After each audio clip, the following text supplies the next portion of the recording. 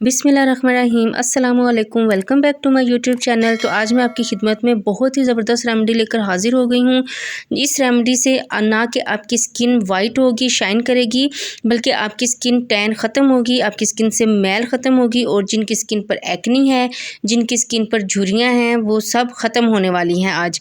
तो आज ये जो रेमेडी है ये किचन में ही मौजूद, आपके घर में ही मौजूद चीज़ों से मैं आपको तैयार करना सिखाऊंगी, जिससे कि आपको बिल्कुल मुश्किल नहीं होगी कि मेरे पास ये चीज़ नहीं है या मेरे पास ये चीज़ नहीं है। तो इस रेमेडी के लिए हम एक खाली बाउल लेंगे, इसमें हम ऐड करेंगे बेसन जो कि हर घर में, हर किचन में इजीली अवेलेबल होता है। तो हम 2 टेबलस्पून भरकर बेसन लेंगे। ये आपकी स्किन से मैल कुचैल को, डर्ट को ख़त्म करता है, डेड सेल्स होते हैं उनको भी रिमूव करता है आपकी स्किन से। तो 2 चम्मच भरकर हमने बेसन लिए हैं। अब हम इसमें ऐड करेंगे कोकोनट ऑयल, जबकि विंटर सीज़न है और कोकोनट ऑयल जो है वो आपकी स्किन को ड्राई होने से बचाता है और आपकी स्किन को मॉइस्चराइज़ करता है और आपकी स्किन को ग्लो और शाइन देता है। तो इसके बाद हम इसमें ऐड करेंगे हल्दी जो कि एंटीसेप्टिक है, आपकी स्किन से जो डर्ट है उसको रिमूव करने के साथ साथ आपकी एक्नी को ख़त्म करती है और एलर्जी को भी ख़त्म करती है। तो इसमें हम अब ऐड करेंगे कच्चा दूध। आपने इसमें कच्चा दूध ऐड करना है, बॉइल्ड दूध ऐड नहीं करना, क्योंकि दूध में लैक्टिक एसिड होते हैं। तो आप दूध भी इस्तेमाल कर सकते हैं और आप इसमें दही भी इस्तेमाल कर सकते हैं, ये ऑप्शनल है। तो अब इस तरह से आप इसको अच्छे से मिक्स करेंगे और ये इस तरह से अच्छे से पेस्ट बन जाएगा। और ये जो पेस्ट है ये इतना लाजवाब पेस्ट बना है ना, ये आपकी स्किन को एक जान बख्शेगा।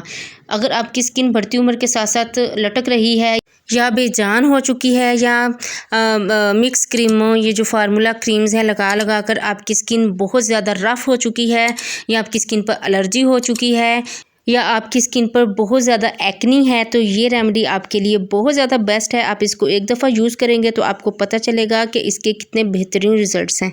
मैं आपके साथ वही रेमेडीज़ शेयर करती हूँ जो पर्सनली मैं ख़ुद भी यूज़ करती हूँ।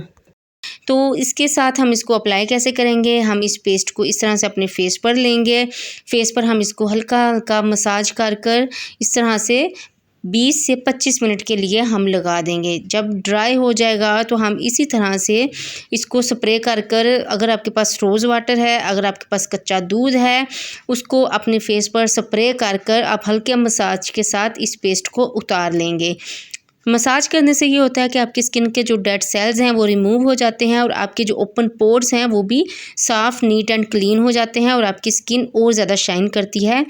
तो इस तरह से देखें जी, ये जो रेमेडी है ये बहुत इजी है। आपके घर में मौजूद चीज़ों से ही मैंने ये रेमेडी आपको बनानी सिखाई है। अगर आपके पास कोकोनट ऑयल अवेलेबल नहीं है तो आप उसको स्किप भी कर सकते हैं, आप आलमंड ऑयल उसकी जगह यूज़ कर सकते हैं। अगर आपके पास आलमंड ऑयल नहीं है तो आप उसकी जगह विटामिन ई या एवियन के 2 कैप्सूल ऐड कर सकते हैं। तो जी मैं आपको रिमूव करके दिखा रही हूँ ये पेस्ट, इसका रिज़ल्ट कितना अच्छा है। मैंने 10 से 15 मिनट के लिए लगाया है आपको दिखाने के लिए कि अभी मैंने सिर्फ 10 से 15 मिनट के लिए इस फेस पैक को लगाया है और इसका कितने अच्छे रिज़ल्ट्स हैं। तो आप इसको ज़रूर लगाएं, ज़रूर यूज़ करें।